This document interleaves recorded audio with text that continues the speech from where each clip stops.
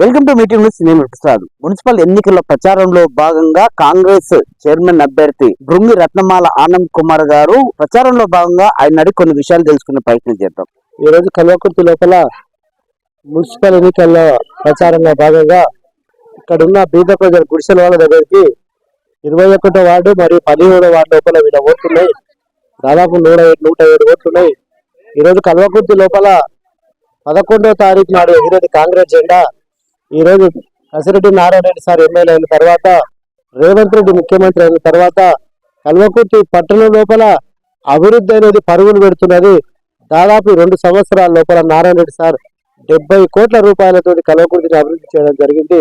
ఈ గుడిసెల వల్ల కూడా ఈ రోజు రేషన్ కార్డు లేకుండా బియ్యం తీసుకునే పరిస్థితి లేకున్నది.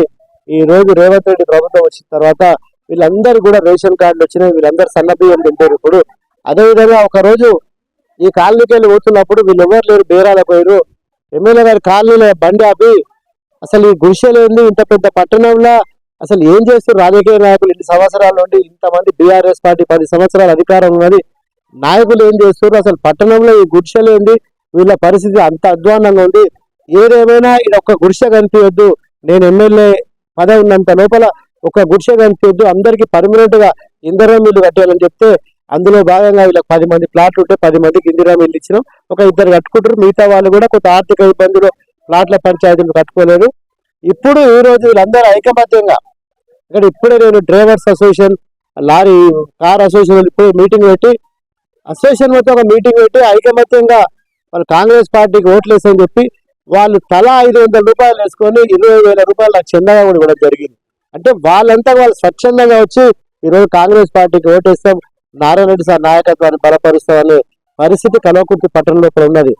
దయచేసి వీళ్ళకి ఒక నమ్మకం ఏర్పడ్డది. ఈ గుడిసెలలో వీళ్ళ నమ్మకానికి నేను వీళ్ళకి తోడు కావాలి, వీళ్ళకు ధైర్యం చెప్పాలి, వీళ్ళకు ఒక ఆసర కావాలని ఈరోజు నేను ఇక్కడ రావడం జరిగింది. నమ్మకం ఏంటంటే వీళ్ళకి ఏదో గ్రామ దేవతలు పోషమ్మనో మైసమ్మనో వీళ్ళకి అదే ఇక్కడ చాలా మంది మధ్యకాలం చనిపోతున్నారు. చిన్న చిన్న పిల్లలు అంటే చిన్న వయసు వాళ్ళు, యువకులు కూడా అకస్మాత్తుగా నిద్రపోయిన చనిపోయే పరిస్థితి ఉన్నది. కొంతమంది యాక్సిడెంట్లో చనిపోయారు. ఇది మూఢనమ్మకమా నమ్మకమా కానీ ఈ ప్రాంతంలో ఉన్న గుడిసెలకు నష్టం జరుగుతున్నది.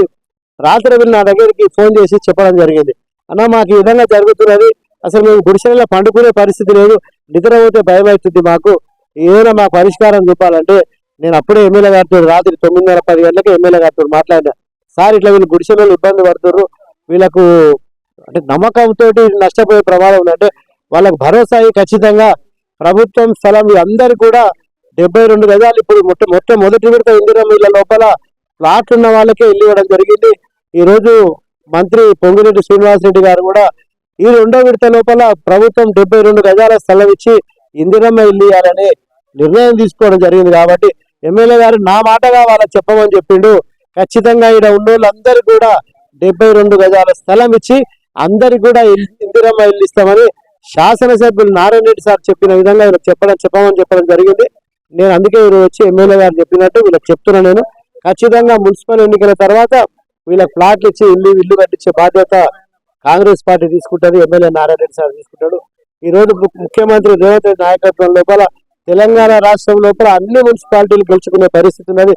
కల్వకుర్తి లోపల అయితే 22 సీట్లకు 22 సీట్లు గెలుచుకునే పరిస్థితి తెలంగాణ రాష్ట్రం లోపలే ఒక రికార్డు మెజార్టీతో గెలిచే పరిస్థితి కల్వకుర్తి లోపల ఉన్నది. మేము కూడా 2 సంవత్సరాల నుండి నారాయణ రెడ్డి సార్ నాయకత్వం లోపల కల్వకుర్తిని అభివృద్ధి చేయడానికి అన్ని రకాలుగా మేము నారాయణ రెడ్డి సార్ వెంబడి ఉండి పదవి ఉన్నా పదవి లేకున్నా ప్రజల సేవ కోసం ఇక్కడ ఉన్నాం. కాబట్టి ఈ రోజు ప్రజలు గుర్తిస్తున్నారు, అరే 2 సంవత్సరాల నుండి ఆనంద్ కుమార్ పదవి లేకున్నా ఈ రోజు నారాయణ రెడ్డి సార్ నాయకత్వం లోపల మా అందరికి పనులు చేసిండు. ఈ రోజు ఆయన పదవి రాకపోతే కల్వకుర్తి నష్టపోతుందని ఒక ఆలోచనకు వచ్చారు. కాబట్టి కల్వకుర్తి ప్రాంత ప్రజలు ఎందుకంటే ఆల్రెడీ నేను ఏ కేరిపోయినా వందలాది మంది అంటే రావాలన్న నువ్వు రావాలి నారాయణ రెడ్డి సార్ నాయకత్వంలో పనిచేయాలని ఒక ఆశతోటి మా ఎంబడి వస్తున్నారు. కాబట్టి ఏ ఆశతోటి ప్రజలు మా ఎంబడి వస్తున్నారో ఆశలను ఖచ్చితంగా నెరవేరుస్తాం. నారాయణ రెడ్డి సార్ నాయకత్వం లోపల కల్వకుర్తి లోపల బీద ప్రజలందరికీ కూడా న్యాయం చేస్తాం తెలియజేస్తాం. ప్రచారంలో మీరు పాల్గొంటున్నారు, ప్రతిరోజు ఎలాంటి విషయాలు ప్రజల మీద దృష్టికి తీసుకొచ్చే వాస్తవానికి కల్వకుర్తి ప్రాంత ప్రజలు ఏంటంటే మా మీద ఒక భరోసా కలిగింది. ఏం భరోసా అంటే ఒక కాలనీకి పోతే ఆనందాన వస్తే సార్ నారాయణ రెడ్డి సార్ చెప్పి ఈ కాలువ కట్టిస్తాడు, ఈ మోరి కట్టిస్తాడు, ఈ రోడ్డు వేస్తాడు, లేకపోతే స్తంభాలు వేపిస్తాడు, లైట్లు వేపిస్తాడు. అంటే ఆల్రెడీ 2 సంవత్సరాల భరోసా కల్పించినాం. పాత నాయకులు 5 సంవత్సరాలు బీఆర్ఎస్ పార్టీ ప్రభుత్వం ఉన్నది, 5 సంవత్సరాలు ఎడమ సత్యం చైర్మన్ గా ఉన్నాడు. ఈ రోజు వాళ్ళ పరిస్థితి ఎంత అధ్వానంగా తయారైందంటే కాలనీళ్ళకు పోయి ఓట్లు అడిగే పరిస్థితి లేదు, ఏం చేసామని చెప్పుకునే పరిస్థితి లేదు. ఈ రోజు మేము కాలనీళ్ళకు పోతే ప్రతి దగ్గర ఏదో దగ్గర ఒక పని జరుగుతుంది చూపిస్తారు, అన్న పని జరుగుతుంది, ఈ రోడ్డు పడుతుంది, కాలువ పడుతుంది, ఈ స్తంభాలు వేసినాం, ఈ లైట్లు వేసినామని. కాబట్టి కాలనీలలో విశేష స్పందన ఉంది.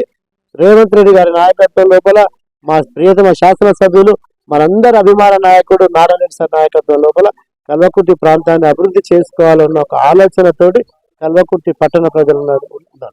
ఎన్నికలకు ఇంకా కేవలం 6 రోజులే టైం ఉంది, సమయం ఉంది. మీరు కల్వకుర్తి పట్టణ ప్రజలకు ఏం చెప్తారు? ఖచ్చితంగా నేను పదవి ఉన్నా పదవి లేకున్నా నేను 35 సంవత్సరాలు రాజకీయాల్లో అంటే నేను విద్యార్థి దశ నుండి రాజకీయాలు ఉన్నా. అసలు నేను 22-23 సంవత్సరాలకి ఎంపీటీసీ సభ్యునికి ఎన్నికైనా, నేను సర్పంచ్కి ఎన్నిక, అన్ని పదవులు అనుభవించిన.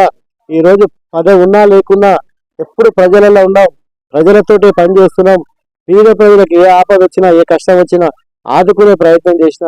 రేపు కూడా మా భార్య చైర్మన్ రత్నమాల చైర్మన్ అయితే ఖచ్చితంగా నేను పేద ప్రజల కోసం పనిచేస్తాం. నారాయణ రెడ్డి సార్ నాయకత్వం లోపల పేద ప్రజలకు ఎలాంటి ఆపద కష్టం రాకుండా చూసుకుంటాం. ఇదండి మొత్తానికి 17వ వార్డులో కూడా చాలా మంది కూడా కల్వకుర్తి మున్సిపల్ చైర్మన్ అభ్యర్థి భృంగి రత్నమాల ఆనంద్ కుమార్ గారు కూడా ఎప్పుడైతే ప్రతి క్షణం ప్రతిరోజు పిలుసు పలికే వ్యక్తిగా ప్రతి విషయంలో కూడా నేను మీకు చేదోడు వాదోడుగా ఉంటాను, చైర్మన్ అభ్యర్థిగా నన్ను గెలిపించే కల్వకుర్తి మరింత అభివృద్ధి దిశగా ముందుకెళ్తాం. ఎందుకంటే మనకు ఏదైతే మన ప్రాంత వాసుడైన ముఖ్యమంత్రి యనమల రేవంత్ రెడ్డి గారు, మన ఎమ్మెల్యే స్థానిక ఎమ్మెల్యే కసిరెడ్డి నారాయణ రెడ్డి గారి ఆధ్వర్యంలో ఇప్పటికే భారీ మొత్తంలో కూడా కల్వకుర్తి అభివృద్ధికి నిధులు వచ్చాయి. మరింత అభివృద్ధి జరగాలంటే మీరు ఏదైతే కాంగ్రెస్ మనకు చైర్మన్ అభ్యర్థిగా ఎన్నుకున్నట్టయితే ప్రజలకు మరింత అభివృద్ధి దిశగా ముందుకెళ్తామని ఇక్కడ ఏదైతే మనకు ప్రచారంలో భాగంగా మనకు చైర్మన్ అభ్యర్థి ఇచ్చిన వివరాలంటే చూస్తూనే ఉన్నాను. మీటింగ్ నుంచి నిమిట్ సార్.